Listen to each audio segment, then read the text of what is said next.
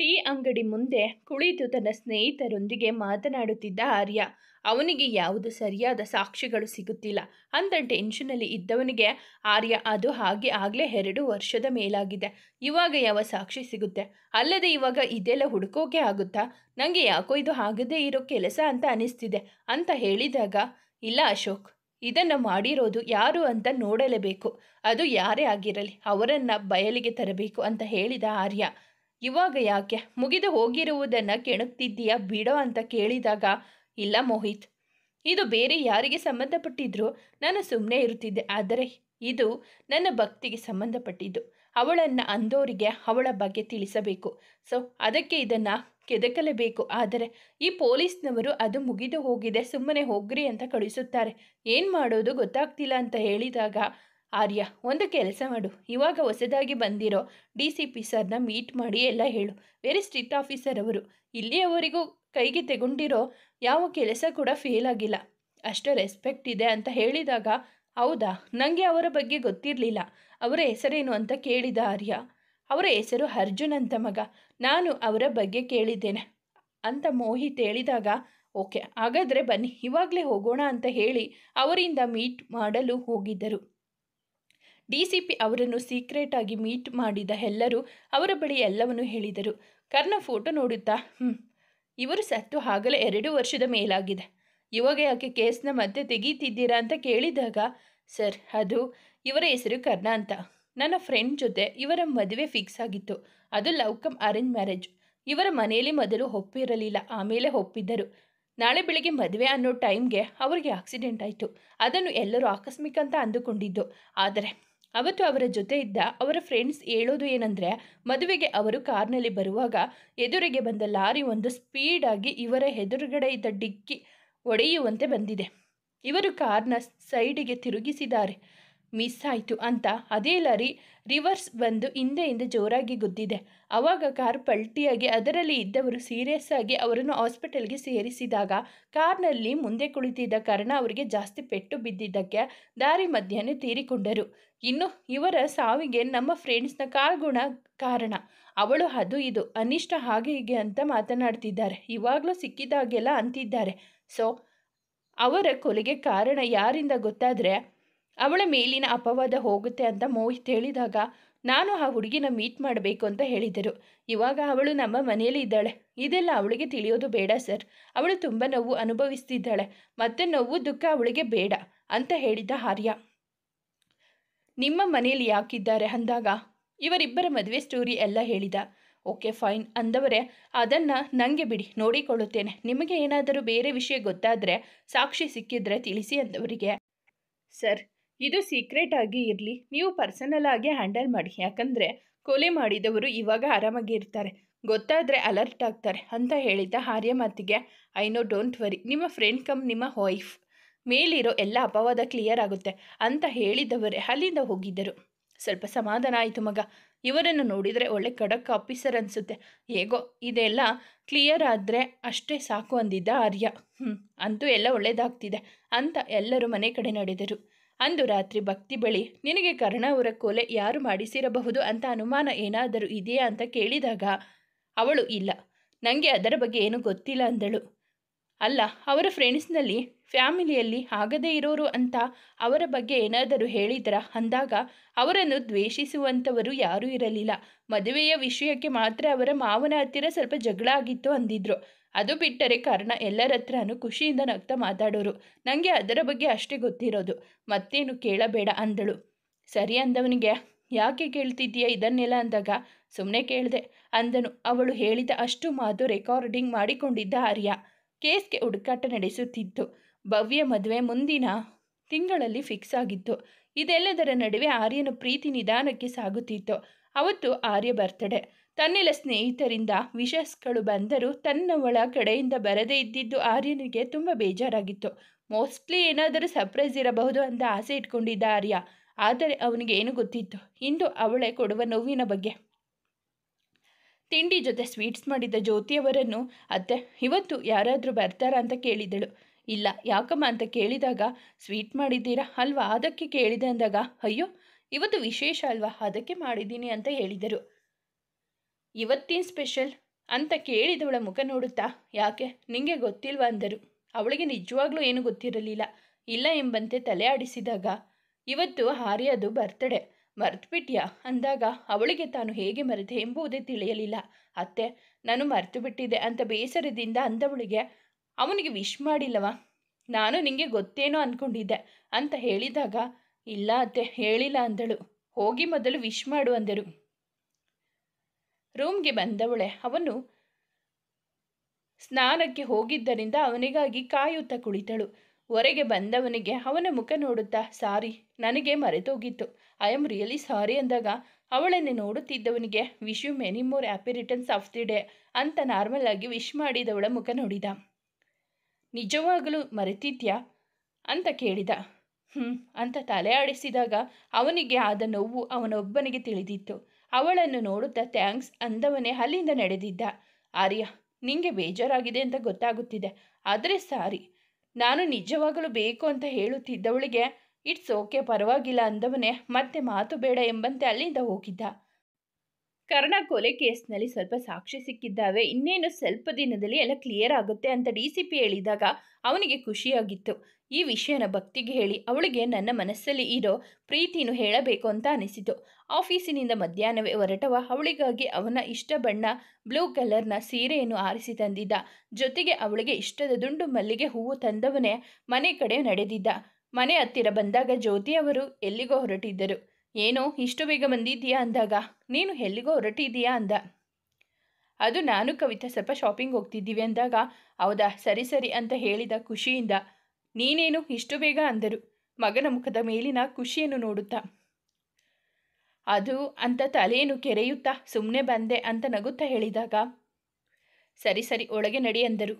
ಅವನ ಖುಷಿ ಕಂಡು ಅವರು ಕಲ್ಪಿಸಿಕೊಂಡಿದ್ದೆ ಬೇರೆ ಅರ್ಥ. ಮನೆಯಲ್ಲಿ ಯಾರೂ ಇಲ್ಲ, ನನ್ನ ಮುದ್ದು ಗೊಂಬೆ ಒಬ್ಬಳೆ ಇರೋದು, ಎಲ್ಲ ಹೇಳ್ಕೊಬೇಕು ಅವಳ ಹತ್ರ ಅಂತ ಅಂದುಕೊಂಡವನೇ ತುಂಟ ನಗೆಯಿಂದ ಮನೆ ಒಳಗೆ ಬಂದು ಬಾಗಿಲು ಹಾಕಿದ. ಅವಳು ರೂಮ್ನಲ್ಲಿ ಇರೋದು ಕನ್ಫರ್ಮ್ ಮಾಡಿಕೊಂಡು ತಗೊಂಡಿದ್ದ ಸೀರೆ ಹೂನ ಬೆನ್ನೆಯಿಂದ ಹಿಡಿದು ಒಳಗೆ ನಡೆದಿದ್ದ. ವಾರ್ಡ್ರೋಬ್ನಲ್ಲಿ ಬಟ್ಟೆಗಳನ್ನು ಇಡುತ್ತಿದ್ದವಳು ಅವನನ್ನು ಗಮನಿಸಲಿಲ್ಲ. ಅವಳು ತಿರುಗಿ ನೋಡದಿದ್ದಾಗ ಅಲ್ಲೇ ಟೇಬಲ್ ಮೇಲೆ ಸೀರೆ ಇಟ್ಟವನೇ ನಿಧಾನಕ್ಕೆ ಹೋಗಿ ಅವಳ ಬಳಿ ಘೌ ಅಂತ ಹೇಳಿ ಹೆದರಿಸಿದ್ದ. ಒಮ್ಮೆಲೆ ಬೆಚ್ಚಿದವಳೆ ಅವನನ್ನು ಕಂಡು ಎದೆ ಮೇಲೆ ಕೈ ಇಟ್ಟು ಯಾವಾಗಲಾದರೂ ಒಂದಿನ ನೀನು ನನಗೆ ಹಾರ್ಟ್ ಅಟ್ಯಾಕ್ ಮಾಡಿಸ್ತೀಯ ಅಂದವಳೆ ಮುನಿಸಿಕೊಂಡು ಮತ್ತೆ ಆ ಕಡೆ ತಿರುಗಿದಳು. ನಗುತ್ತಾ ಅವಳ ಹಿಂದೆ ಬಂದವನೇ ಹೆದರ್ಕೊಂಡ್ಯಾ, ಅಲ್ಲಿ ಕೆಳಗೆ ಬಾಗಿಲು ಓಪನ್ ಮಾಡಿ ಇಲ್ಲಿ ಇದ್ದರೆ ಏನು ಕತೆ ಅಂದವನಿಗೆ ಅತ್ತೆ ಹೋಗಿದ್ದಾರಾ ಆಗಲೇ ಅಂತ ಕೇಳಿದಳು. ನಾನು ಬಂದೆ ಅವರು ಹೋದರು ಅಂದವನೇ ಸರಿ ಅಂತ ಅವಳ ಭುಜದ ಮೇಲೆ ತನ್ನ ಗಲ್ಲವಿಟ್ಟು ನುಡಿದಾಗ ಸರಿ ಅಂದಳು. ಏನಿವತ್ತು ಇಷ್ಟು ಬೇಗ ಬಂದಿದ್ದೀಯಾ ಅಂದಳು. ನಿನ್ನ ನೋಡಬೇಕು ಅನಿಸ್ತು ಬಂದೆ ಅಂತ ಅವನು ಹೇಳಿದಾಗ ಅವಳು ಏನೂ ಹೇಳದೆ ಸುಮ್ಮನಿದ್ದಳು. ನಿನ್ನ ಜೊತೆ ನಾನು ತುಂಬ ಮಾತಾಡಬೇಕು ಪ್ಲೀಸ್, ಇವತ್ತು ನನ್ನ ಜೊತೆ ಮನಸ್ಸು ಬಿಚ್ಚಿ ಮಾತಾಡೆ, ಬಾಯಿಗೆ ಬೀಗ ಹಾಕ್ಕೊಂಡು ಇರಬೇಡ ಅಂತ ಅವನು ಹೇಳುತ್ತಾ ಅವಳನ್ನು ಹಿಂದಿನಿಂದ ಬಳಸಿದಾಗ ಕೈ ತೆಗೆಯಾರ್ಯ ಅಂತ ಸಿಟ್ಟು ಮಾಡಿಕೊಂಡು ಹೇಳಿದಳು. ನಿನ್ನ ಜೊತೆ ಮಾತಾಡಬೇಕು, ಈ ಕಡೆ ತಿರುಗು ಅಂತ ಅವನು ಸ್ವಲ್ಪ ಜೋರಾಗಿ ಹೇಳಿದ. ಅವನ ಕಡೆ ನೋಡುತ್ತಾ ಏನು ಅಂದಳು ಕೋಪದಿಂದ. ನಿಂದು ಯಾಕೋ ಓವರ್ ಅನ್ನಿಸ್ತಿಲ್ವಾ, ನಾನು ನಿನ್ನ ಗಂಡ ಕಣೆ, ನಿನ್ನ ಮುಟ್ಟಿದ್ರೆ ಬೇರೆ ಯಾರೋ ಮುಟ್ಟಿದ್ರು ಅನ್ನೋ ರೇಂಜಿಗೆ ಆಡ್ತೀಯ ಅಂದಾಗ ಮೈಕೈ ಮುಟ್ಟದೆ ಮಾತಾಡು ಅಂದಳು. ಯಾಕೆ ನಾನು ನೀನ ಟಚ್ ಮಾಡಬಾರ್ದ ಅಂದವನಿಗೆ ನನಗೆ ಅದೆಲ್ಲ ಇಷ್ಟ ಆಗಲ್ಲ, ನಿಂಗೆ ಎಷ್ಟು ಸಲ ಹೇಳಿದ್ರು ಹಾಗೆ ಮಾಡ್ತೀಯ ಅಂತ ಸ್ವಲ್ಪ ಧ್ವನಿ ಎತ್ತಿಸಿ ಮಾತನಾಡಿದಳು. ಯಾಕೆ ಇಷ್ಟ ಆಗಲ್ಲ, ನಾನೇನು ನಿನ್ನ ಬೇರೆ ವಿಷಯಕ್ಕೆ ಕರೀತಿದ್ದೀನ ಅಂತ ಹೇಳಿದವನೇ ಅಲ್ಲ, ನಾನು ನಿನ್ನ ಗಂಡ, ನಿಂಗೆ ತಾಳಿ ಕಟ್ಟಿದ್ದೀನಿ, ಆದರೂ ಹೀಗೆ ಮಾಡ್ತಿದ್ರೆ ನನಗೆ ಬೇಜಾರಾಗಲ್ವಾ ಅಂತ ಅವಳ ಹತ್ತಿರ ಬಂದು ಅಂದವನಿಗೆ ಅವನನ್ನೇ ದೂರ ಸರಿಸಿ ಕೋಪದಲ್ಲಿ ಗಂಡ ಆದ ತಕ್ಷಣ ಏನು ಬೇಕಾದರೂ ಮಾಡಬಹುದಾ, ನನಗೆ ಹೀಗೆಲ್ಲ ಮಾಡಿದರೆ ಹಿಂಸೆ ಅನಿಸುತ್ತೆ, ಇರಿಟೇಟ್ ಆಗುತ್ತೆ ಅಂದಳು. ಅವಳು ಇರಿಟೇಟ್ ಅಂದಿದ್ದು ಅವನಿಗೆ ಸಿಟ್ಟು ಬರಿಸಿತ್ತು. ಏನೇ ಇರಿಟೇಟಾ? ಹೌದು, ನಾನು ಮುಟ್ಟಿದ್ದಕ್ಕೆ ಇರಿಟೇಟ್ ಆಗ್ತಿದೆ ಅಂತಿದ್ದೀಯಲ್ಲ, ಅದೇ ನನ್ನ ಜಾಗದಲ್ಲಿ ಕರ್ಣ ಇದ್ದಿದ್ರು ಹೀಗೆ ಹೇಳ್ತಿದ್ಯಾ ಸಿಟ್ಟಿನಿಂದ ಅಂದವನಿಗೆ. ನಾನು ಯಾಕೆ ಅವರಿಗೆ ಆ ಥರ ಹೇಳಿ, ಅವರು ನನ್ನ ತುಂಬ ಪ್ರೀತಿ ಮಾಡ್ತಿದ್ರು, ನಾನು ಅಷ್ಟೇ ಅವರನ್ನು ಪ್ರೀತಿ ಮಾಡ್ತಿದ್ದೆ, ಅವರಿಗೆ ಹೇಳ್ತಾನೇ ಇರಲಿಲ್ಲ ಅಂದವಳಿಗೆ ನಾನು ನಿನ್ನ ಪ್ರೀತಿ ಮಾಡ್ತಿದ್ದೀನಿ, ಅದನ್ನು ಅರ್ಥ ಮಾಡ್ಕೊ ಅಂದಿದ್ದ ಕೋಪದಿಂದ. ನಿನ್ನ ನಾಟಕದ ಪ್ರೀತಿನ ನಾನು ಅರ್ಥ ಮಾಡಿಕೊಳ್ಳುವುದು ಏನೂ ಬೇಕಿಲ್ಲ ಅಂತ ಅಂದಳು. ನಂದು ನಾಟಕದ ಪ್ರೀತಿನ ಹೇಗೆ ಹೇಳ್ತೀಯ? ನನ್ನ ಪ್ರೀತಿ ನಾಟಕ ಅಂತ ಸಿಟ್ಟಿನಿಂದ ಕೇಳಿದಾಗ ನನಗೆಲ್ಲ ಗೊತ್ತಿದೆ. ನೀನು ಪ್ರೀತಿ ಮಾಡಿದವಳಿಗಾಗಿ ನನ್ನನ್ನೇ ದೂರ ಮಾಡಿದವನು, ಅವಳಿಗಾಗಿ ನನಗೆ ಬೈದವನು. ಅವಳನ್ನು ಅಷ್ಟು ಪ್ರೀತಿ ಮಾಡ್ತಿದ್ದೆ, ಇವಾಗ ನನ್ನ ಪ್ರೀತಿ ಮಾಡ್ತೀನಿ ಅಂತೀಯ. ಯಾವುದು ನಿಜ ಇದರಲ್ಲಿ? ನಿಂದು ನಾಟಕದ ಪ್ರೀತಿಯೇ ತಾನೆ. ಪ್ರೀತಿ ಮಾಡಿದವಳನ್ನು ಮರೆಯೋಕೆ ಆಗದೆ ಒದ್ದಾಡ್ತಿದ್ದೀಯಾ? ಅವಳ ನೆನಪಿಗೆ ಕಾಣಿಕೆ ಅನ್ನೋ ಥರ ಗೆಜ್ಜೆ ಇಟ್ಕೊಂಡಿದ್ದೀಯಾ? ಮರೆಯೋಕೆ ಆಗಲ್ಲ ಅಂತ ನಮ್ಮ ಹತ್ತಿರನೇ ಎಷ್ಟೋ ಸಲ ಹೇಳಿದ್ದೀಯಾ. ಇಷ್ಟೆಲ್ಲ ಇದ್ದ ಮೇಲೆ ನನ್ನ ಹೇಗೆ ನೀನು ಪ್ರೀತಿ ಮಾಡ್ತೀಯಾ? ಮದುವೆ ಆಗಿದ್ದೆ ಅಂತ ಪ್ರೀತಿ ಮಾಡ್ತಿರೋ ನಾಟಕ ಮಾಡ್ತಿದ್ದೀಯಾ ಅಂದಳು. ಭಕ್ತಿ, ಸುಮ್ಮನೆ ಬಾಯಿಗೆ ಮುಚ್ಚಿದ್ರೆ ಸರಿ. ಯಾವ ನೆನಪೂ ಇಲ್ಲ, ಯಾವ ಗೆಜ್ಜೆನೂ ಇಲ್ಲ. ಏನೇನೋ ಹೇಳಿ ನನಗೆ ಕೆಟ್ಟ ಕೋಪ ಬರಿಸ್ಬೇಡ ಅಂತ ರೇಗಿದಾಗ ನಾನು ಏನೇನೋ ಹೇಳ್ತಿಲ್ಲ, ಇರೋದನ್ನೇ ಹೇಳ್ತಿರೋದು ಅಂದಳು. ಅಲ್ಲ, ಮನಸ್ಸಿಗೆ ಎಷ್ಟೇ ಕಷ್ಟ ಆದರೂ ಪರವಾಗಿಲ್ಲ ಅಂತ ನಿನ್ನ ಜೊತೆ ನಿಂತು ನಿನ್ನ ಒಪ್ಪಿಕೊಂಡು ಪ್ರೀತಿ ಮಾಡ್ತಿರೋ ನನಗಿಂತ ಸತ್ತೋಗಿರೋನ ಪ್ರೀತಿಯೇ ಹೆಚ್ಚಾಯ್ತಾ ನಿಂಗೆ ಅಂದನು. ಅವನಿಗೆ ಅವಳು ಕರ್ಣ ಬಗ್ಗೆ ಹೇಳಿದ ಹೊಟ್ಟೆ ಕಿಚ್ಚು ಕೋಪವನ್ನು ಒಟ್ಟಿಗೆ ತಂದಿತ್ತು. ಪದೇ ಪದೇ ಅವರಿಗೆ ನಿನ್ನ ಕಂಪೇರ್ ಮಾಡಿಬಿಡ. ಅವರು ನನ್ನ ತುಂಬ ಪ್ರೀತಿ ಮಾಡೋರು, ನೀನು ಅವರ ಥರ ಕನಸಲು ಪ್ರೀತಿ ಮಾಡೋಕ್ಕೆ ಆಗಲ್ಲ.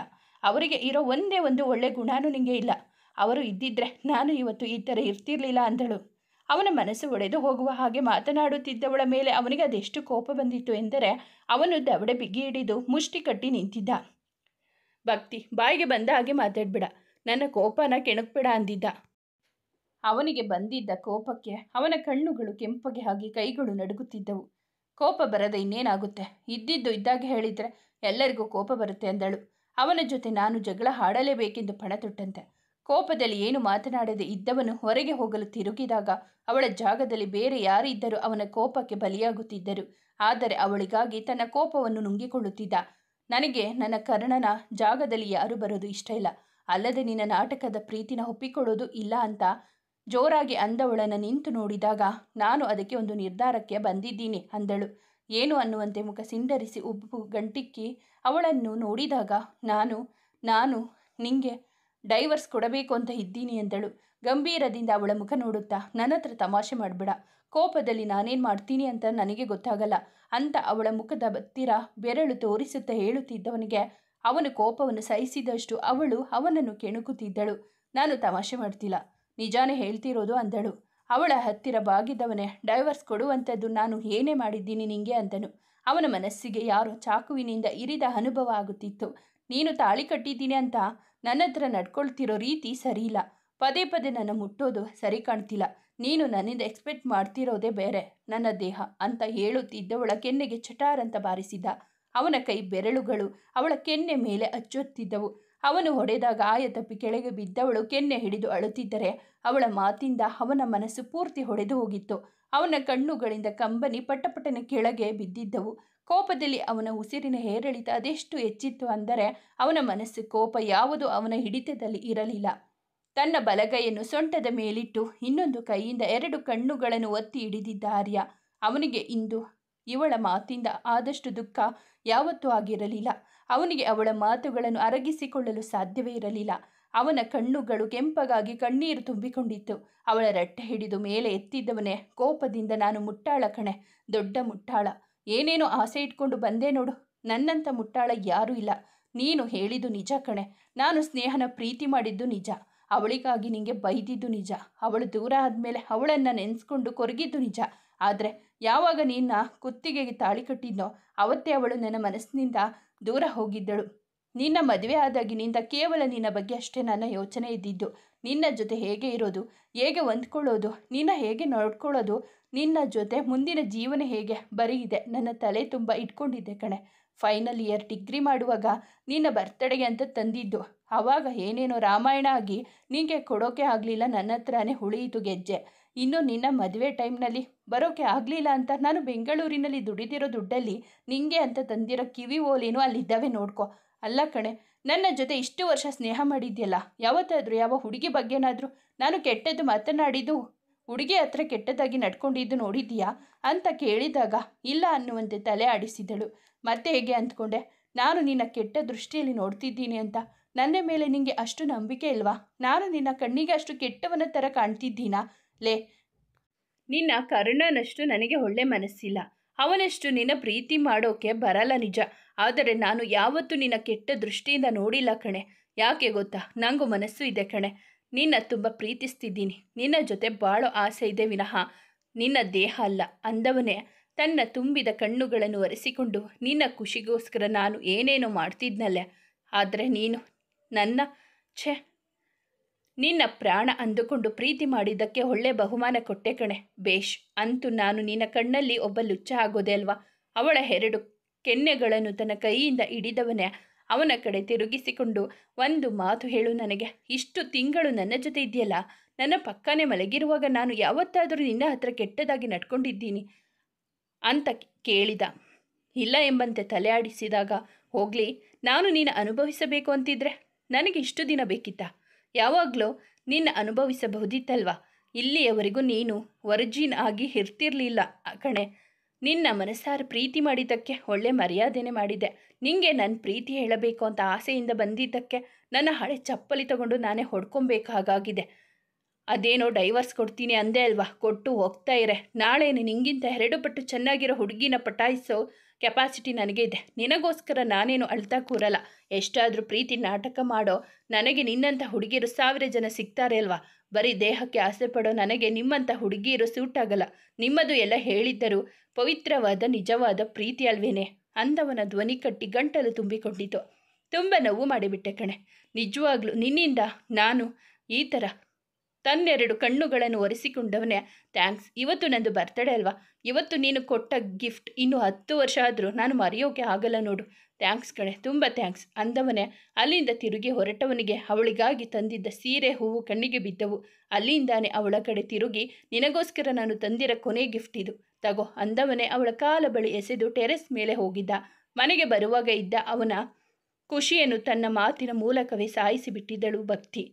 ಅವನು ಎಸೆದ ಸೀರೆಯ ಬಳಿ ಕುಸಿದು ಅಳುತ್ತಿದ್ದವಳಿಗೆ ತಾನು ಆಡಿದ ಮಾತುಗಳು ಅದೆಷ್ಟು ತಪ್ಪು ಎಂಬುದು ತಿಳಿಯಿತು. ಅವನಿಗೆ ಆದ ನೋವಿನ ಆಳ ಅವಳಿಗೆ ಅರ್ಥವಾಗಿತ್ತು. ಎಷ್ಟು ಅರ್ಥವಾದರೇನು, ಮನಸ್ಸೆ ಹೊಡೆದು ಹೋದ ಮೇಲೆ. ಅವಳ ಮಾತಿಂದ ನೊಂದ ಆರ್ಯ ಸೀದ ಟೆರೆಸ್ ಮೇಲೆ ಬಂದವನೇ ಅಲ್ಲಿದ್ದ ಗೋಡೆಗೆ ಹೊರಗೆ ತಲೆ ಮೇಲೆ ಕೈ ಇಟ್ಟು ಕುಳಿತವನು ಕಣ್ಣಿಂದ ಕಣ್ಣೀರು ಜಾರುತ್ತಲಿತ್ತು. ಅವಳೊಡನೆ ಚಂದದ ಬದುಕು ಬಾಳುವ ಆಸೆ ಕಂಡಿದ್ದವನಿಗೆ ಅವಳ ಮಾತುಗಳು ಹಿಂಸಿಸುತ್ತಿದ್ದವು. ಅವಳು ಪರಿಚಯ ಆದಾಗಿನಿಂದ ಇಲ್ಲಿಯವರೆಗೂ ಅವರಿಬ್ಬರ ನಡುವೆ ನಡೆದಿದ್ದ ಪ್ರತಿಯೊಂದು ಘಟನೆಗಳು ಅವನ ಕಣ್ಣ ಮುಂದೆ ಬಂದು ನಿಂತಿತ್ತು. ನಾನು ನಿನ್ನ ಅತಿಯಾಗಿ ಹಚ್ಚಿಕೊಂಡಿದ್ದೆ, ತಪ್ಪಾಗೋಯ್ತು. ನಿನ್ನ ನನ್ನವಳು ಅಂತ ಅಂದುಕೊಂಡು ಪ್ರೀತಿ ಮಾಡಿದ್ದೆ, ತಪ್ಪಾಯಿತು ಕಣೆ. ನೀನು ಎಲ್ಲರ ಥರ ಅಲ್ಲ, ನನ್ನ ಅರ್ಥ ಮಾಡ್ಕೊಳ್ತೀಯಾ ಅಂತ ಅಂದ್ಕೊಂಡಿದ್ದೆ. ಆದರೆ ನೀನು ನನ್ನ ಬಗ್ಗೆನೇ ಇಷ್ಟು ಕೆಟ್ಟದಾಗಿ ಥಿಂಕ್ ಮಾಡ್ತಿದ್ದೀಯಾ. ಐ ಹೇಟ್ ಯು ಭಕ್ತಿ, ಐ ಹೇಟ್ ಯು. ತುಂಬ ಹರ್ಟ್ ಮಾಡಿದೆ ಕಣೆ ನೀನು ಅಂದವನಿಗೆ ಅವಳ ಮಾತು ನೆನಪಾಗಿ ಕೋಪ ಹುಕ್ಕಿ ಬಂದಿತ್ತು. ಟೆರೆಸ್ ತುಂಬ ಕೋಪದಲ್ಲಿ ಎದುರಿಸಿರು ಬಿಡುತ್ತಾ ಶತಪಥ ತಿರುಗುತ್ತಿದ್ದವನೇ ಕಾಲನ್ನು ಜೋರಾಗಿ ನೆಲಕ್ಕೆ ಗುದ್ದುತ್ತಾ, ನಿನ್ನ ಯಾವತ್ತೂ ಕ್ಷಮಿಸೋದಿಲ್ಲ ಕಣೆ ಅಂತ ಹೇಳಿಕೊಳ್ಳುತ್ತಾ ಇದ್ದವನಿಗೆ ಫೋನ್ ರಿಂಗಣಿಸಿತು. ಕಿಸೆಯಲ್ಲಿದ್ದ ಅವನ ಫೋನ್ ತೆಗೆದು ನೋಡಿದ ಮೋಹಿತ್. ಕಾಲ್ ಮಾಡಿದ್ದು ನೋಡಿ ಹೇಳೋ ಅಂದಿದ್ದ ಆರ್ಯ. ಏನೋ ಮಾಡ್ತಿದ್ದೀಯಾ ಅಂದಾಗ, ಮೀಟ್ ಮಾಡಬೇಕು, ಎಲ್ಲಿದ್ದೀಯಾ, ಸಿಗ್ತೀಯಾ ಅಂತ ಕೇಳಿದ ಆರ್ಯ. ನಾನು ಕೆಲಸ ಮುಗಿಸ್ಕೊಂಡು ಮನೆಗೆ ಹೋಗ್ತಿದ್ದೆ, ಸಿಗ್ತೀನಿ, ನೀನು ಎಲ್ಲಿದ್ದೀಯೋ ಅಂದಾಗ, ನಾನು ಮನೆಯಲ್ಲಿದ್ದೀನಿ ಅಂದವನಿಗೆ, ಏನೋ ಬರ್ತ್ಡೇ ಸೆಲೆಬ್ರೇಷನ್ ಜೋರಾ, ಭಕ್ತಿ ಏನು ಗಿಫ್ಟ್ ಕೊಟ್ಲು ಅಂತ ಮೋಹಿತ್ ಕೇಳಿದಾಗ, ಏನು ಸೆಲೆಬ್ರೇಷನ್ ಇಲ್ಲ, ಯಾವ ಸುಡುಗಾಡು ಇಲ್ಲ, ಅವಳು ನನಗೆ ಗಿಫ್ಟ್ ಕೊಡೋದಾ, ನನ್ನ ತಿಥಿ ಮಾಡಿದ್ದಾಳೆ ಈಡಿಯಟ್ ಅಂದಾಗ, ಏನಾಯಿತು, ಯಾಕೋ ಸಪ್ಪಗೆ ಮಾತಾಡ್ತಿದ್ಯಾ ಅಂದನು ಮೋಹಿತ್. ಎಲ್ಲ ಹೇಳ್ತೀನಿ, ಮೊದಲು ಸಿಗು, ಬಾರ್ಗೆ ಬಾ, ಬರ್ತೀನಿ ಅಂದವನಿಗೆ, ಏನೋ ಬಾರ್ಗ, ಅಲ್ಲಿಗೆ ಯಾಕೋ ಅಂದಿದ್ದ. ಹೇಳ್ತೀನಿ ಬನ್ರೋ ಅಂದವನೇ ಕಾಲ್ ಕಟ್ ಮಾಡಿ ಕೆಳಗಡೆ ಬಂದ ರೂಮ್ಗೆ ಬಂದಿದ್ದ. ಕೆಳಗೆ ಕುಳಿತು ಮಂಡಿಯಲ್ಲಿ ಮುಖ ಹುದುಗಿಸಿ ಅಳುತ್ತಿದ್ದವಳು ಇವನು ಬಂದಾಗ ತಲೆ ಎತ್ತಿ ನೋಡಿದಳು. ಅವನು ಅವಳನ್ನು ನೋಡಿದ. ಇವನು ಪ್ರೀತಿಯಿಂದ ಕೊಡುವ ಮುತ್ತಿನ ಗುರುತುಗಳು ಇರಬೇಕಿದ್ದ ಅವಳ ಕೆನ್ನೆ ಮೇಲೆ ಅವನ ಕೈ ಬೆರಳಿನ ಅಚ್ಚು ಮೂಡಿತ್ತು. ಅದನ್ನು ನೋಡಿದವನ ಮನಸ್ಸು ಸ್ವಲ್ಪ ಮರುಗಿತ್ತಾದರೂ ಅವಳ ಮಾತು ಅವನನ್ನು ಕಠೋರವಾಗಿಸಿತ್ತು. ಅವನು ಬಂದ ತಕ್ಷಣ ಎದ್ದು ಅವನ ಬಳಿ ಬಂದವಳೆ, ಸಾರಿ ಆರ್ಯ, ನಾನು ಅದೆಷ್ಟು ದೊಡ್ಡ ತಪ್ಪು ಮಾಡಿದೆ ಅಂತ ಗೊತ್ತಾಯಿತು, ರಿಯಲಿ ಸಾರಿ ಅಂತ ಹೇಳುತ್ತಾ ಅಳುತ್ತಿದ್ದವಳಿಗೆ, ಕಾಲ್ ಮಿ ಆರ್ಯನ್, ಆರ್ಯ ಅಂತ ನನ್ನ ಹತ್ತಿರದವರು ಅಷ್ಟೇ ಕರೆಯೋದು, ಬೇರೆಯವರು ಅಲ್ಲ. ಸಾರಿ ಅಂತ ಕೇಳಿದ ತಕ್ಷಣ ನಿನ್ನ ಕ್ಷಮಿಸುವಷ್ಟು ಒಳ್ಳೆ ಮನಸ್ಸು ನನಗೆ ಇಲ್ಲ. ಯಾಕೆಂದರೆ ನನಗೆ ನಿನ್ನ ಕರ್ಣನಿಗೆ ಇರೋವಷ್ಟು ಒಳ್ಳೆ ಗುಣ ಇಲ್ಲ ನೋಡು. ಅದಕ್ಕೆ ಅದೇನು ಡೈವರ್ಸ್ ಕೊಡ್ತೀನಿ ಅಂತ ಹೇಳಿದ್ರಿ ಅಲ್ವಾ ಮೇಡಮ್, ಬೇಗ ಕೊಟ್ಟು ಹೋಗ್ತಾ ಇರಿ. ಮತ್ತೆ ನನ್ನ ಮಾತಾಡ್ಸೋದಾಗಲಿ ನನ್ನ ಕೆಣ್ಕೋದಾಗಲಿ ಮಾಡಬೇಡಿ ಅಂತ ಕೋಪದಲ್ಲಿ ಅಂದವನೇ ಅವಳನ್ನು ನೋಡಿದಷ್ಟು ಅವನ ಕೋಪ ಹೆಚ್ಚುತ್ತಿತ್ತು. ಅವನ ಕೆಂಪು ಕಣ್ಣುಗಳಲ್ಲಿ ಕಂಡ ಅವನ ರೌದ್ರತೆ ಅವಳನ್ನು ನಡುಗಿಸಿ ಬಿಟ್ಟಿತು. ಅವಳ 2 ಕೆನ್ನೆಗಳನ್ನು ಒತ್ತಿ ಹಿಡಿದವನೇ, ಇಷ್ಟು ದಿನ ಈ ಆರ್ಯನ ಸ್ನೇಹ ನೋಡಿದ್ದೆ, ಮದುವೆ ಆದಮೇಲೆ ನನ್ನ ಪ್ರೀತಿ ನೋಡಿದ್ದೆ, ಆದರೆ ಇನ್ಮೇಲೆ ನನ್ನ ತಿರಸ್ಕಾರ ನೋಡ್ತಿರು. ಭೂಮಿ ಮೇಲೆ ಇಲ್ಲದೆ ಇರೋ ವ್ಯಕ್ತಿಗೋಸ್ಕರ ನಿನ್ನ ಎದುರಿಗೆ ಇರೋ ನನ್ನ ಪ್ರೀತಿನ ತಿರಸ್ಕಾರ ಮಾಡಿದ್ದೀಯಾ. ಇನ್ನು ಅದು ನಿನಗೆ ಈ ಜನ್ಮದಲ್ಲಿ ಸಿಗಲ್ಲ. ನಿಂಗೆ ಪ್ರೀತಿನ ಪಟ್ಕೊಂಡು ಖುಷಿಯಾಗಿ ಇರೋದು ಗೊತ್ತಿಲ್ಲ ಕಣೆ. ಯಾವುದಾದರೂ ಮೂಲೆಯಲ್ಲಿ ಕೂತ್ಕೊಂಡು ಅಳೋದು ಅಷ್ಟೆ ನಿಂಗೆ ಗೊತ್ತಿರೋದು. ನೀನು ಅದಕ್ಕೆ ಲಾಯಕ್ಕು ಅಂದವನೇ ಅವಳನ್ನು ಬಿಟ್ಟು ಹೊರಗೆ ನಡೆದಿದ್ದ. ಸಾರಿ ಅಂತ ಹೇಳುತ್ತಾ ಅವನ ಹಿಂದೆ ಬಂದವಳಿಗೆ ಅವನು ಕೆಳಗೆ ಹೋಗಿ ಬಾಗಿಲು ಡಬ್ ಅಂತ ಹಾಕಿಕೊಂಡು ಬೈಕ್ ಸ್ಟಾರ್ಟ್ ಮಾಡಿ ಹೋಗಿದ್ದು ಅವಳಿಗೆ ಕೇಳಿಸಿತು. ತನ್ನ ತಪ್ಪಿನ ಅರಿವಾಗಿ ಅಳುತ್ತಾ ಅದೆಷ್ಟೊತ್ತು ಕುಳಿತಿದ್ದಳೋ. ಅವರ ಅತ್ತೆ ಬಂದಾಗಲೇ ಅವಳಿಗೆ ಇಹಲೋಕದ ಪರಿವಾಗಿದ್ದು. ಬೇಗ ಬೇಗ ಮುಖ ತೊಳೆದು ಮುಖವನ್ನು ಒರೆಸುತ್ತಾ ಕನ್ನಡಿಯಲ್ಲಿ ತನ್ನನ್ನು ನೋಡಿಕೊಂಡವಳ ಕೆನ್ನೆ ಮೇಲೆ ಮೂಡಿದ ಅವನ ಬೆರಳಚ್ಚು ಅವಳಿಗೆ ಮತ್ತಷ್ಟು ನೋವು ನೀಡಿತ್ತು. ಅತ್ತೆ ನೋಡಿದ್ರೆ ಅಂತ ಅಂದುಕೊಂಡವಳೆ ಅವರಿಗೆ ಮುಖ ತೋರಿಸದೆ ಹಾಗೆ ಓಡಾಡುತ್ತಿದ್ದಳು. ಇತ್ತ ಕಡೆ ಯಾವಾಗಲೂ ಒಮ್ಮೆ ಫ್ರೆಂಡ್ಸ್ ಜೊತೆ ಎಣ್ಣೆ ಪಾರ್ಟಿ ಅಂತ ಹೇಳಿ ಬರುತ್ತಿದ್ದ ಬಾರ್ಗೆ ಬಂದಿದ್ದ ಆರ್ಯ. ಅವನ ಫ್ರೆಂಡ್ಸ್ ಇನ್ನೂ ಯಾರೂ ಬಂದಿರಲಿಲ್ಲ. ಟೇಬಲಲ್ಲಿ ಕುಳಿತವನೇ ಎಣ್ಣೆ ತರಿಸಿ ಕುಡಿಯುತ್ತಿದ್ದ. ಕುರ್ಚಿಗೆ ಹಿಂದಕ್ಕೆ ಹೊರಗಿ ಕಣ್ಣು ಮುಚ್ಚಿ ಕುಳಿತವನ ಬಳಿಗೆ ಸ್ವಲ್ಪ ಹೊತ್ತಿನ ನಂತರ ಬಂದ ಮೋಹಿತ್ ಅಶೋಕ್, ಏನೋ ಹೀಗೆ ಕುಡಿತಿದ್ದೀಯಾ, ಯಾಕೋ ಏನಾಯ್ತು ಅಂತ ಕೇಳಿದಾಗ ಮುಚ್ಚಿದ ಕಣ್ಣು ಬಿಟ್ಟಿದ್ದ ಆರ್ಯ. ಅವನ ಕಣ್ಣುಗಳು ಕೆಂಪಗಾಗಿ ರಕ್ತವನ್ನು ತುಂಬಿಕೊಂಡಿರುವಂತೆ ಕಾಣುತ್ತಿದ್ದವು. ಕಣ್ಣಿಂದ ನೀರು ಜಾರುತ್ತಿತ್ತು. ಯಾಕೋ ಆರ್ಯ ಏನಾಯ್ತು ಅಂದವರು.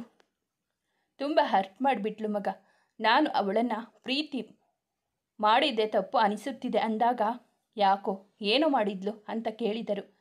ಅವರ ಬಳಿ ಬಾಗಿ, ನನ್ನ ಪ್ರೀತಿ ನಾಟಕ ಅಂತ್ರೋ, ನಾನು ಸರಿ ಇಲ್ಲವಂತೆ, ನಾನು ಅವಳ ದೇಹನ ಇಷ್ಟಪಡ್ತೀನಿ ಅಂತೆ ಕಣ್ರೋ ಅಂದವನ ಕಣ್ಣಿಂದ ನೀರು ಜಾರುತ್ತಲಿತ್ತು. ಭಕ್ತಿ ಹೀಗೆಲ್ಲ ಹೇಳಿದ್ಲಾ ಅಂತ ಅವರು ಇಬ್ಬರು ಗಾಬರಿ ಅನುಮಾನದಿಂದ ಮುಖ ಮುಖ ನೋಡುತ್ತಾ ಕೇಳಿದಾಗ, ನನಗೆ ಸ್ನೇಹ ಪ್ರೀತಿ ಮೋಸ ಅಂತ ಗೊತ್ತಾದಾಗ ನೋವಾಗಿತ್ತು, ಆದರೆ ಇಷ್ಟೊಂದು ನೋವಾಗಿರಲಿಲ್ಲ ಕಣ್ರೋ. ಅವಳ ಮಾತುಗಳು ನನಗೆ ತುಂಬ ಹಿಂಸೆ ಆಗ್ತಿದ್ದಾವೆ. ನಾನು ಯಾಕಾದರೂ ಅವಳನ್ನು ಇಷ್ಟಪಟ್ಟನೋ ಅಂತ ಅನಿಸ್ತಿದೆ. ನಾನು ಅವಳ ಥರ ಈ ಮದುವೆನ ಒಪ್ಪಿಕೊಳ್ಳದೆ ಅವಳನ್ನು ಇಷ್ಟಪಡದೆ ಸುಮ್ಮನೆ ಇದ್ದಿದ್ರೆ ಚೆನ್ನಾಗಿರ್ತಿತ್ತು ಅಂತ ಹೇಳಿದವನಿಗೆ ಹೇಗೆ ಸಮಾಧಾನ ಮಾಡಬೇಕು ಅಂತ ತೋಚದೆ ಕುಳಿತಿದ್ದರು. ಅವರಿಗೆ ಭಕ್ತಿ ಹೀಗೆ ಮಾತನಾಡಿದ್ದಾಳೆ ಅಂತ ಅಂದುಕೊಳ್ಳಲು ಆಗಲಿಲ್ಲ. ಬಾಟಲಿಯನ್ನು ಖಾಲಿ ಮಾಡಿ ಮತ್ತೆ ತರಿಸಿದವನೇ ಬಾಯಿಗೆ ಸಿಗರೇಟ್ ಇಟ್ಟಾಗ, ಇದೆಲ್ಲ ಯಾವಾಗ ಕಲ್ತಿದ್ದೀಯೋ, ಸಿಗರೇಟ್ ಬಿಸಾಕು ಅಂದಾಗ, ಬಿಡಲೋ ಏನೂ ಆಗಲ್ಲ ಅಂದವನೇ ಬಾಯಿಂದ ಹೋಗೇ ಬಿಟ್ಟಿದ್ದ. ಭಕ್ತಿ ಹೀಗೆಲ್ಲ ಮಾತನಾಡಿದ್ದಾಳೆ ಅಂದರೆ ನಂಬಿಕೆನೇ ಬರ್ತಿಲ್ಲ ಅಂತ ಹೇಳಿದಾಗ, ನಿಮಗೆ ಅಲ್ಲ ಯಾರಿಗೂ ನಂಬಿಕೆ ಬರಲ್ಲ, ಯಾಕಂದರೆ ಏನು ಗೊತ್ತಿಲ್ಲದೆ ಇರೋ ಮಳ್ಳಿ ಥರ ಇರ್ತಾಳೆ ನೋಡು ಅದಕ್ಕೆ ಅಂದವನೇ. ನಾನು ಪ್ರೀತಿಯಿಂದ ಅವಳ ಹತ್ರ ಹೋಗಿದ್ದಕ್ಕೆ ಏನೋ ಅವಳನ್ನು ಇಟ್ಕೊಂಡು ರೇಪ್ ಮಾಡಿದ್ದೀನಿ ಅನ್ನೋ ರೇಂಜಿಗೆ ಉರ್ಕೊತಾಳೆ. ನನಗೆ ಎಷ್ಟು ಬೇಜಾರಾಗ್ಬಿಡ ಹೇಳು. ನಾನು ಏನು ಅಂತ ಅವಳು ಅರ್ಥನೇ ಮಾಡ್ಕೊಂಡಿಲ್ಲ ಮಗ. ಅವಳು ನನ್ನ ಪ್ರೀತಿನ ಒಪ್ಪಿಕೊಳ್ಳುತ್ತಾಳೆ ಅಂತ ಅದೆಷ್ಟು ಆಸೆ ಇಟ್ಕೊಂಡಿದ್ದೆ. ನನ್ನ ಕೈಯಲ್ಲಿ ಇದ್ದ ಅರ್ಧ ಸಿಗರೆಟ್ ಅನ್ನು ಕೈಯಲ್ಲಿ ಅದುಮಿ ಮುಚ್ಚಿಟ್ಟುಕೊಂಡ. ಅದನ್ನು ನೋಡಿದ ಮೋಹಿತ್, ಏನೋ ಮಾಡ್ತಿದ್ದೀಯೋ ಅಂತ ಅವನ ಕೈ ಬಿಡಿಸಿದಾಗ, ಹೀಗೆಲ್ಲ ನಿಂಗೆ ನೀನೇನು ಮಾಡ್ಕೊಬೇಡ ಕಣೋ ಅಂತ ಹೇಳಿದಾಗ, ಇದೆಲ್ಲ ಯಾವ ನೋವು, ನನ್ನ ಮನಸ್ಸಲ್ಲಿ ಬೆಂಕಿನೇ ಹೊತ್ತುಕೊಂಡು ಹುರಿತಿದೆ ಅಂದಾಗ ಅವನ ಮನಸ್ಸಿನಲ್ಲಿ ಉಂಟಾಗಿರುವ ನೋವಿನ ಅಲೆ ಇಬ್ಬರಿಗೂ ಅರ್ಥವಾಗಿತ್ತು. ಇರು ನಾನು ಮಾತಾಡ್ತೀನಿ ಅವಳ ಹತ್ರ ಅಂದಾಗ, ಬೇಡ ಮಗ ಯಾರು ಏನು ಮಾತಾಡಬೇಡಿ, ಅವಳ ಮನಸ್ಸಲ್ಲಿ ಇರೋದು ಹೇಳಿದ್ದಾಳೆ ಬಿಡು, ಅದನ್ನು ಯಾಕೆ ಮತ್ತೆ ಪ್ರಶ್ನೆ ಮಾಡ್ತೀರಾ ಅಂತ ಹೇಳುವಾಗ ಅವನ ಮನೆಯಿಂದ ಅವರ ಅಮ್ಮನ ಕಾಲ್ ಬಂದಿತ್ತು. ಎಲ್ಲಿದೆಯೋ, ಊಟಕ್ಕೆ ಬರೋಕೆ ಇನ್ನೂ ಎಷ್ಟೊತ್ತಾಗುತ್ತೆ ಅಂದವರಿಗೆ, ಏನೋ ಕೆಲಸದ ಮೇಲೆ ಆಚೆ ಬಂದಿದ್ದೀನಿ, ಬರೋದು ಲೇಟಾಗುತ್ತೆ, ನೀವು ಊಟ ಮಾಡಿ ಮಲ್ಕೊಳ್ಳಿ ಅಂದವನೇ ಕಾಲ್ ಕಟ್ ಮಾಡಿದ. ಇನ್ನೊಂದಿಷ್ಟು ಎಣ್ಣೆ ಹೊಟ್ಟೆಗೆ ಹಾಕಿಕೊಂಡಿದ್ದ. ಅವನ ಸ್ನೇಹಿತರು ಕುಳಿತಾಗ ಸ್ವಲ್ಪ ಹೊತ್ತು ಮೌನವಾಗಿದ್ದವನೇ ನಿಧಾನವಾಗಿ, ಅವಳು ನನಗೆ ಡೈವರ್ಸ್ ಕೊಡ್ತಾಳಂತೆ ಕಣ್ರೋ ಅಂದಾಗ ಇಬ್ಬರು ಆಶ್ಚರ್ಯದಿಂದ ಅವನ ಮುಖ ನೋಡಿದರು. ನಿಜ ಹೇಳ್ತಿದ್ದೀಯೇನೋ ಅಂದವರ ಮುಖ ನೋಡುತ್ತಾ, ನಾನು ಯಾಕೋ ಸುಳ್ಳು ಹೇಳಿ, ಅವಳಿಗೆ ಅವಳ ಕರ್ಣನ ಜಾಗಕ್ಕೆ ಯಾರು ಬರೋದು ಇಷ್ಟ ಇಲ್ವಂತೆ, ಅದಕ್ಕೆ ಡೈವರ್ಸ್ ಕೊಡ್ತೀನಿ ಅಂತಿದ್ದಾಳೆ. ಏನೋ ಅವರಪ್ಪನ ಆಸ್ತಿಯಲ್ಲಿ ಭಾಗ ಕೊಡ್ತಾಳೇನೋ ಅನ್ನೋ ಥರ ಹೇಳ್ತಾಳೆ ಅಂತ ಹೇಳಿದವನ ಧ್ವನಿಯಲ್ಲಿ ಇದ್ದ ನೋವನ್ನು ಇಬ್ಬರು ಗುರುತಿಸಿದರು.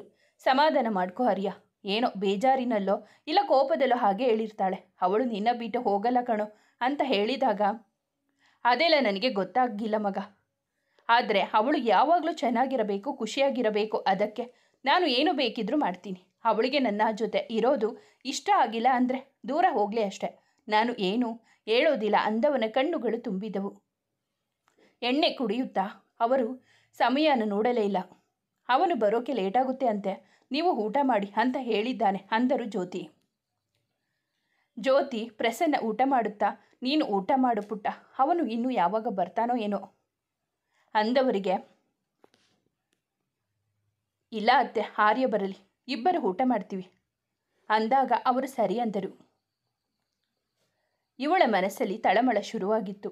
ಎಷ್ಟೊತ್ತು ಕಾದರೂ ಅವನು ಬರದಿದ್ದಾಗ ಕಾದು ಕಾದು ಸಾಕಾಗಿ ಅವಳ ರೂಮ್ಗೆ ಬಂದು ಆರ್ಯನಿಗೆ ಕಾಲ್ ಮಾಡಿದಳು. ಎಣ್ಣೆ ಕುಡಿಯುತ್ತಾ ಕೈಯಲ್ಲಿ ಸಿಗರೆಟ್ ಹಿಡಿದು ಸೇದುತ್ತಾ ಇದ್ದವನಿಗೆ ಫೋನ್ ರಿಂಗ್ ಆಗಿತ್ತು. ನೋಡಿದ, ಅವಳು ಕಾಲ್ ಮಾಡಿದಳು. ಮೊದಲೆಲ್ಲ ಅಮ್ಮು ಎಂಬ ಹೆಸರು ನೋಡಿ ಖುಷಿ ಪಡುತ್ತಿದ್ದವನಿಗೆ ಇಂದು ಆ ಹೆಸರು ಕೋಪ ತರುತ್ತಿತ್ತು. ರಿಸೀವ್ ಮಾಡದೆ ಸುಮ್ಮನೆ ಇದ್ದ. ಮತ್ತೆ ಮಾಡಿದಾಗ ರಿಸೀವ್ ಮಾಡಿ ಒಮ್ಮೆಲೆ ಏನೇ ಅಂದಿದ್ದ ಜೋರಾಗಿ, ಎಲ್ಲಿದ್ದೀಯಾ, ಎಷ್ಟೊತ್ತಾದರೂ ಯಾಕೆ ಮನೆಗೆ ಬಂದಿಲ್ಲ ಅಂದಳು ನಡುಗುವ ಧ್ವನಿಯಲ್ಲಿ.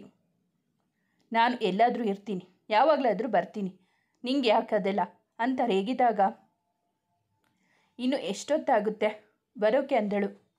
ನಾನು ಎಷ್ಟೊತ್ತಿಗಾದರೂ ಬರ್ತೀನಿ, ಇಲ್ಲ ಇಲ್ಲೇ ಎಲ್ಲಾದರೂ ಬಿದ್ದು ಸಾಯ್ತೀನಿ, ನಿಂಗೆ ಯಾಕೆ, ನಿಂದೆಷ್ಟು ಇದೆಯೋ ಅಷ್ಟು ನೋಡ್ಕೊ ಸಾಕು ಅಂದವನೇ ಮತ್ತೆ ನನಗೆ ಕಾಲ್ ಮಾಡಬೇಡ, ತಿಂದು ಬಿದ್ಕೋ ಅಂದವನೇ ಕಾಲ್ ಕಟ್ ಮಾಡಿದ. ಅವಳು ಮತ್ತೆ ಮೋಹಿತ್ಗೆ ಕಾಲ್ ಮಾಡಿದಳು. ಅವನು 1 ನಿಮಿಷ ಬಂದೆ ಅಂದವನೇ ಅವರು ಇದ್ದಲ್ಲಿಂದ ಹೊರಗೆ ಬಂದು ಫೋನ್ ರಿಸೀವ್ ಮಾಡಿದವನೇ, ನಿನ್ನ ತಲೆಯಲ್ಲಿ ಇರೋ ನಟ್ಟು ಬೋಲ್ಟು ಎಲ್ಲಾದರೂ ಬಿದ್ದೋಗಿದ್ದಾವ, ತಲೆ ಕೆಟ್ಟಿರೋ ಥರ ಇದೆ ಅಂದಾಗ, ಅದು ಅಂತ ರಾಗ ಎಳೆದವಳಿಗೆ, ನಿಂಗೆ ಸ್ವಲ್ಪ ಆದರೂ ಬುದ್ಧಿ ಇದೆಯೇನೆ, ಅಲ್ಲ ಅವನ ಬಗ್ಗೆ ನಿಂಗೆ ಗೊತ್ತಿಲ್ವಾ, ಬಾಯಿಗೆ ಬಂದಾಗೆ ಮಾತನಾಡಿದ್ದೀಯಲ್ಲೇ, ನಿಂಗೆ ಏನು ಹೇಳೋದು ಅಂತ ಹೇಳಿದವನಿಗೆ, ನನಗೆ ಗೊತ್ತಾಗಿಲ್ಲ ಕಣೋ, ಕೋಪದಲ್ಲಿ ಏನೇನೋ ಮಾತನಾಡ್ಬಿಟ್ಟೆ, ಇವಾಗ ತಪ್ಪು ಅಂತ ಗೊತ್ತಾಯಿತು ಅಂತ ಅಳುತ್ತಾ ಹೇಳಿದವಳಿಗೆ, ಅವನು ನೀನು ಅದೆಷ್ಟು ಪ್ರೀತಿ ಮಾಡುತ್ತಿದ್ದ, ಅದನ್ನೆಲ್ಲ ಹಾಳು ಮಾಡಿಕೊಂಡೆ ಅಷ್ಟೆ. ನಾನು ನಿಂಗೆ ಇದಕ್ಕೆ ಹೇಳ್ತಿದ್ದಿದ್ದು, ಹಿಂಗೆ ಮಾಡ್ಕೊಳ್ತೀಯಾ ಅಂತಾನೆ, ಎಲ್ಲ ಮರೆತು ಅವನ ಜೊತೆ ಚೆನ್ನಾಗಿ ಇರು ಅಂತ ಹೇಳಿದರೆ ಹೀಗೆ ಮಾಡಿಕೊಂಡು ಕೂತ್ಕೊಂಡಿದ್ದೀಯಾ ಅಂತ ಹೇಳಿದಾಗ, ನಾನು ಇವಾಗ ಏನು ಮಾಡಲಿ ಅಂದವಳಿಗೆ, ಇವಾಗ ಸದ್ಯಕ್ಕೆ ಏನು ಮಾಡಬೇಡ, ಅವನು ಫುಲ್ ಟೈಟ್ ಆಗಿದ್ದಾನೆ, ಅವನ ಹತ್ರ ಮತ್ತೆ ವಾದ ಮಾಡಬೇಡ ಅಂತ ಹೇಳಿದಾಗ, ಆರ್ಯ ಕುಡಿದಿದ್ದಾನ ಅಂದಳು ಗಾಬರಿಯಿಂದ. ಇಲ್ಲ, ನೀನು ಹೇಳಿರೋ ಮಾತುಗಳು ಕೇಳಿ ಖುಷಿಯಿಂದ ಡ್ಯಾನ್ಸ್ ಮಾಡ್ತಿದ್ದಾನೆ ಅಂತ ಹೇಳಿದವನೇ, ಇನ್ಮೇಲಾದರೂ ಅವನಿಗೆ ನೋವು ಮಾಡಬೇಡ, ಅವನ ಪ್ರೀತಿನ ಅರ್ಥ ಮಾಡ್ಕೊ ಅಂದವನೇ, ಆಂಟಿ ಅಂಕಲ್ನ ಮಲ್ಕೊಳ್ಳೋಕೆ ಹೇಳು, ಅವನನ್ನು ಕರ್ಕೊಂಡು ಬರ್ತೀವಿ, ಅವರು ಮಲ್ಕೊಳ್ಳಿ, ಇಲ್ಲ ಇವನನ್ನು ನೋಡಿದರೆ ಅಷ್ಟೇ ಅಂತ ಹೇಳಿದಾಗ, ಸರಿ ಹುಷಾರಾಗಿ ಬನ್ನಿ ಅಂದವಳೆ ಕಾಲ್ ಕಟ್ ಮಾಡಿ ಕೆಳಗೆ ಬಂದು ಅವರ ಅತ್ತೆ ಮಾವನನ್ನು ಮಲಗಲು ಹೇಳಿ ಕಳುಹಿಸಿದಳು. ಇತ್ತ ಕಡೆ ಅವರಿದ್ದಲಿಗೆ ಬಂದ ಮೋಹಿತ್, ಸರಿ ಬನ್ನಿ ಹೊರಗಡೆ ಏನಾದರೂ ತಿಂದುಕೊಂಡು ಮನೆಗೆ ಹೋಗೋಣ ಅಂತ ಹೇಳಿದ. ಮನೆಗೆ ಹೋಗೋಕೆ ಬೇಜಾರಾಗ್ತಿದೆ ಅಂತ ಆರ್ಯ ಹೇಳಿದಾಗ, ಮಗ ಲೈಫ್ನಲ್ಲಿ ಇದೆಲ್ಲ ಇದ್ದಿದ್ದೆ, ಎಲ್ಲ ಸರಿ ಹೋಗುತ್ತೆ, ಡೋಂಟ್ ವರಿ, ಮತ್ತೆ ಹೋಗಿ ಅವಳ ಜೊತೆ ಜಗಳ ಆಡಬೇಡ ಅಂದಾಗ, ನಾನು ಜಗಳನ ಇನ್ಮೇಲೆ ಅವಳ ಹತ್ರ ಮಾತಾಡಲ್ಲ, ನಾನು ಮದುವೆ ಆದಮೇಲೆ ಅವಳ ಹತ್ರ ಎಂದೂ ಜಗಳಕ್ಕೆ ಹೋಗಿಲ್ಲ ಕಣೋ, ಅವಳ ಎಲ್ಲದಕ್ಕೂ ಮುನಿಸಿಕೊಂಡು ಕಾಲು ಕೇರ್ಕೊಂಡು ಜಗಳ ಮಾಡೋಳು, ಅವಳಲ್ಲಿ ಹುಡುಕಿದ್ರು ಮೈಯಲ್ಲಿ 40 kg ಮಾಂಸ ಇಲ್ಲ, ಆದರೆ ಕೊಬ್ಬು ಮಾತ್ರ ಕ್ವಿಂಟಾಲ್ ಗಟ್ಟಲೆ ತುಂಬಿದೆ, ಊರಲ್ಲಿ ಇರೋರು ಎಲ್ಲರಿಗೂ ಹಂಚಿದ್ರು ಇನ್ನೂ ಉಳಿದುಕೊಳ್ಳುತ್ತೆ, ಅಷ್ಟು ಕೊಬ್ಬಿದೆ ಆ ಕೊಬ್ಬಿನ ಕೋಳಿಗೆ ಅಂತ ಆರ್ಯ ಸಿಟ್ಟಿನಿಂದ ಹೇಳಿದಾಗ, ಸರಿ ಸರಿ ಬಾ ಹೋಗೋಣ ಅಂತ ಕರ್ಕೊಂಡು ಹೋಗಿದ್ದರು. ಮನೆಗೆ ಬಂದಾಗ ಆಗಲಿ ತುಂಬ ಹೊತ್ತಾಗಿತ್ತು. ಅವರಿಗಾಗಿ ಕಾಯುತ್ತಾ ಬಾಗಿಲ ಬಳಿಯಲ್ಲೇ ಇದ್ದಳು ಭಕ್ತಿ. ಬೈಕ್ ನಿಲ್ಲಿಸಿ ಬಂದವನಿಗೆ ಅವಳು ಬಾಗಿಲ ಬಳಿ ನಿಂತಿದ್ದು ಕಂಡು, ಓಹೋಹೋ, ಸತಿ ಸಾವಿತ್ರಿ ಅವರನ್ನು ಮೀರಿಸುವಂಥ ಸತಿ ಶಿರೋಮಣಿ ಶ್ರೀಮತಿ ಭಕ್ತಿ ದೇವಿಯವರಿಗೆ ದೊಡ್ಡ ನಮಸ್ಕಾರ ಅಂತ ಅವಳಿಗೆ ಕೈ ಮೇಲೆತ್ತಿ ಮುಗಿಯುತ್ತಾ ಹೇಳಿದವನೇ, ಇಲ್ಲಿ ಯಾಕೆ ನಿಂತ್ಕೊಂಡಿದ್ದೀರಾ ಮೇಡಮ್, ಯಾರಿಗೋ ಕಾಯ್ತಿದ್ದೀರಾ ಅನಿಸುತ್ತೆ ಅಂದಾಗ, ನಿಂಗೆ ಆರ್ಯ ಅಂದಳು. ಶ್, ಇನ್ನೊಂದು ಸಲ ಆರ್ಯ ಅಂದರೆ ಮುಖದ ಮೇಲೆ ಹೊಡಿತೀನಿ ಅಷ್ಟೆ ಅಂತ ಸಿಟ್ಟಿಂದ ಹೇಳಿದವನೇ ಹೋಗೆ ಸೈಡ್ಗೆ ಅಂದವನೇ ಅಲ್ಲಿಂದ ರೂಮ್ ಕಡೆ ನಡೆಯುವಾಗ ಊಟ ಅಂದಳು. ಊಟ ನೀವು ಮಧ್ಯಾಹ್ನ ಹಾಕಿರೋ ಮಾತಿನ ಊಟ ಇನ್ನೂ ಕರಗಿಲ್ಲ, ಮತ್ತೆ ಇವಾಗ ಊಟ ಹೇಗೆ ಮಾಡಲಿ ನಾನು ಅಂದಾಗ ಅವಳು ತಲೆ ತಗ್ಗಿಸಿ ನಿಂತಳು. ಅವನು ರೂಮಿಗೆ ನಡೆದಿದ್ದ. ಬಾಗಿಲ ಬಳಿ ನಿಂತು ಇವರನ್ನು ನೋಡುತ್ತಿದ್ದ ಮೋಹಿತ್, ಇವಾಗ ಸಮಾಧಾನ ಆಯಿತು ನಿಂಗೆ? ನಮ್ಮನ್ನು ಬಯಸಿ ಒಂದು ವಸ್ತುನೋ ಇಲ್ಲ ವ್ಯಕ್ತಿನೋ ಹತ್ತಿರ ಬರ್ತಿದ್ದಾರೆ ಅಂದರೆ ಅದನ್ನು ಇಟ್ಕೊಂಡು ಜೋಪಾನ ಮಾಡೋದು ಕಲಿಬೇಕು. ನಾವು ಬಯಸಿದ್ದು ಸಿಕ್ಕಿಲ್ಲ ಅಂದಾಗ ನಮ್ಮನ್ನು ಬಯಸಿದವರನ್ನು ಚೆನ್ನಾಗಿ ನೋಡಿಕೊಳ್ಳಬೇಕು, ತಿಳಿಯಿತಾ? ನಮಗೆ ಒಬ್ಬರನ್ನು ಪ್ರೀತಿ ಮಾಡೋಕ್ಕೆ ಆಗಲ್ಲ ಅಂದರೂ ಪರವಾಗಿಲ್ಲ, ಸುಮ್ಮನೆ ಇರಬೇಕು. ಅದು ಬಿಟ್ಟು ಅವರ ಪ್ರೀತಿನ ಅನುಮಾನಿಸಬಾರದು, ಅವಮಾನಿಸಬಾರದು. ಅರ್ಥ ಮಾಡ್ಕೊ. ಹಾಗೆ ಮಾಡಿದಾಗ ಅದೆಷ್ಟು ನೋವು ಕೊಡುತ್ತೆ ಅಂತ ಅನುಭವಿಸಿದವರಿಗೆ ಮಾತ್ರ ಗೊತ್ತು. ಅದೇ ನೋವನ್ನು ನೀನು ಇವತ್ತು ಆರ್ಯನಿಗೆ ಕೊಟ್ಟಿದ್ದೀಯ. ಅದೇಗೆ ಅವನನ್ನು ಸಮಾಧಾನ ಮಾಡ್ತೀಯೋ ನಿಂಗೆ ಬಿಟ್ಟಿದ್ದು. ಆದರೆ ಅವನ ಪ್ರೀತಿನ ಕಳ್ಕೊಂಬೇಡ ಅಷ್ಟೆ. ನೀವಿಬ್ಬರು ನಮಗೆ ಫ್ರೆಂಡ್ಸ್ಗಳೇ, ನೀವು ಯಾವಾಗಲೂ ಚೆನ್ನಾಗಿ ಇರಬೇಕು, ಅದೇ ನಮ್ಮ ಆಸೆ ಅಂದವನೇ ಬಾಯ್ ಅಂತ ಹೇಳಿ ಹೊರಟಿದ್ದ. ಬಾಗಿಲು ಹಾಕಿ ಲೈಟ್ ಆಫ್ ಮಾಡಿ ಮೇಲೆ ಬಂದಾಗ ಆರ್ಯ ಸೋಫಾ ಹೊರಗೆ ಕಣ್ಣು ಮುಚ್ಚಿ ಕುಳಿತಿದ್ದ. ಭಕ್ತಿ ಬಾಗಿಲು ಹಾಕಿ ನಿಂತವಳೆ ಕಣ್ಣು ಬಿಟ್ಟು ಅವಳನ್ನು ನೋಡಿದವನಿಗೆ ಮೈ ತುಂಬ ಕೋಪ ತುಂಬಿಕೊಂಡಿತ್ತು. ಅವಳನ್ನು ನೋಡುತ್ತಾ ಶರ್ಟ್ ತೋಳಿನ ಬಟನ್ನನ್ನು ಬಿಚ್ಚಿ ಮೇಲಕ್ಕೆ ಸರಿಸಿದವನೇ ಎದೆ ಮೇಲಿನ ಶರ್ಟ್ ಬಟನನ್ನು ಬಿಚ್ಚುತ್ತಿದ್ದ. ಅವನ ಕೋಪ, ಅವನು ಶರ್ಟ್ ಬಿಚ್ಚುತ್ತಿದ್ದ ರೀತಿ, ಅವಳಿಗೆ ಭಯ ಉಂಟಾಗಿ ಗಂಟಲು ಒಣಗಿ ಉಗುಳು ನುಂಗಿದ್ದಳು. ಅವಳ ಬಳಿ ಬಂದ ಆರ್ಯ, ಏನೇ ಹಾಗೆ ನೋಡ್ತಿದ್ದೀಯಾ? ನೀನು ಮಧ್ಯಾಹ್ನ ಹೇಳಿದ್ದು ನಿಜ ಮಾಡೋಣ ಅಂತ ಇದ್ದೀನಿ ಅಂದವನೇ ಅವಳನ್ನು ಹತ್ತಿರ ಎಳೆದುಕೊಂಡಾಗ ಅವನಿಂದ ಬಿಡಿಸಿಕೊಳ್ಳಲು ಕೊಸರಾಡಿದಳು. ಅವಳನ್ನು ಹಾಸಿಗೆ ಮೇಲೆ ತಳ್ಳಿ ಅವಳ ಬಳಿ ನಿಧಾನಕ್ಕೆ ಹೋಗಿ ಅವಳ ಹತ್ತಿರ ಕುಳಿತವನೇ ಸೀರೆ ಸೆರಗಿಗೆ ಕೈ ಹಾಕಿದಾಗ, ಹೀಗೆಲ್ಲ ಮಾಡಬೇಡ ಆರ್ಯ, ನನಗೆ ತುಂಬ ಭಯ ಆಗುತ್ತೆ, ಪ್ಲೀಸ್, ನೀನದು ಅಮ್ಮಯ್ಯ ಅಂತೀನಿ, ಬಿಟ್ಟು ಬಿಡು ನನ್ನ ಅಳುತ್ತಾ ಹೇಳಿದಾಗ, ಸುಮ್ಮನೆ ಏನು ಮಾಡದೆ ಇಲ್ಲದೆ ಇರೋ ಅಪವಾದ ಹೊತ್ಕೊಂಡಿದ್ದಕ್ಕಿಂತ ಆ ತಪ್ಪು ಮಾಡಿ ಹೊತ್ಕೊಳ್ಳೋದೇ ಸರಿ ಕಣೆ ಅಂದವನೇ ಅವಳ ಕುತ್ತಿಗೆಯಲ್ಲಿ ಮುಖ ಹುದುಗಿಸಿದಾಗ ಅವನ ನಡೆ, ಅವನು ಕುಡಿದಿದ್ದರ ವಾಸನೆ ಅವಳಿಗೆ ಹಿಂಸೆ ನೀಡುತ್ತಿತ್ತು. ಆರ್ಯ ಪ್ಲೀಸ್ ಬಿಡು ಅಂದವಳೆ ಶಕ್ತಿ ಮೀರಿ ಅವನನ್ನು ತಳ್ಳಿದಾಗ ಅವಳನ್ನು ತನ್ನತ್ತ ಎಳೆದುಕೊಂಡವನೇ, ನೀನಾಗಿ ನೀನು ಆಹ್ವಾನ ಕೊಟ್ಟು ಕರೆದ್ರು ನಿನ್ನ ಮುದ್ದಾಡೋ ಆಸೆ ನನಗೆ ಇಲ್ಲ ಕಣೆ. ನಿನ್ನ ಜೊತೆ ಸೇರಬೇಕು ಅನ್ನೋ ಮನಸ್ಥಿತಿ ಸಾಯಿಸಿ ತುಂಬ ಹೊತ್ತಾಗಿದೆ. ಇದೆಲ್ಲ ನಿಂಗೆ ಒಂದು ವಾರ್ನಿಂಗ್ ಅಷ್ಟೆ. ಇನ್ಮೇಲೆ ನನ್ನನ್ನು ಸುಮ್ಮನೆ ಕೆಣಕಿದ್ರೆ, ನನ್ನ ಬಗ್ಗೆ ಮಾತಾಡಿದರೆ ಇವಾಗ ಮಾಡಿದ್ದು ನಿಜ ಮಾಡಬೇಕಾಗುತ್ತೆ, ಹುಷಾರು ಅಂದವನೇ ಅವಳನ್ನು ಬಿಟ್ಟು ತನ್ನ ಶರ್ಟನ್ನು ಬಿಚ್ಚಿ ಬಿಸಾಕಿ ಹಾಸಿಗೆ ಇನ್ನೊಂದು ತುದಿಗೆ ಹೋಗಿ ಮಲಗಿದ್ದ. ಅವನು ನಡೆದುಕೊಂಡಿದ್ದು ನೋವಾದರೂ ಅದಕ್ಕೆ ನಾನೇ ಮೂಲ ಕಾರಣ ಎಂದು ತಿಳಿದು ಅವನು ವರ್ತಿಸಿದ ರೀತಿ ನೆನೆದವಳಿಗೆ ಭಯ ದುಃಖ ಒಟ್ಟೊಟ್ಟಿಗೆ ಬಂದಿದ್ದವು. ಅಳುತ್ತಾ ಅವನನ್ನು ನೋಡುತ್ತಾ ಕುಳಿತಿದ್ದವಳು ನಿದ್ದೆ ಮಾಯವಾಗಿತ್ತು. ಮುಂದುವರಿಯುವುದು. ಸ್ನೇಹಿತರೆ, ಕತೆ ನಿಮಗೆ ಇಷ್ಟವಾಗಿದ್ದರೆ ದಯವಿಟ್ಟು ಒಂದು ಲೈಕ್ ಮಾಡಿ, ನಮ್ಮ ಚಾನಲನ್ನು ಸಬ್ಸ್ಕ್ರೈಬ್ ಆಗಿ, ಪಕ್ಕದಲ್ಲಿರುವ ಬೆಲ್ ಬಟನ್ ಕ್ಲಿಕ್ ಮಾಡಿ, ನಿಮ್ಮ ಫ್ರೆಂಡ್ಸ್ ಆ್ಯಂಡ್ ಫ್ಯಾಮಿಲಿಗೆ ಈ ಕಥೆಯನ್ನು ಶೇರ್ ಮಾಡಿ. ನಿಮ್ಮ ಅನಿಸಿಕೆ ಅಭಿಪ್ರಾಯವನ್ನು ಕಾಮೆಂಟಲ್ಲಿ ತಿಳಿಸಿ. ಕಥೆಯನ್ನು ಕೇಳಿದ್ದಕ್ಕಾಗಿ ಧನ್ಯವಾದಗಳು.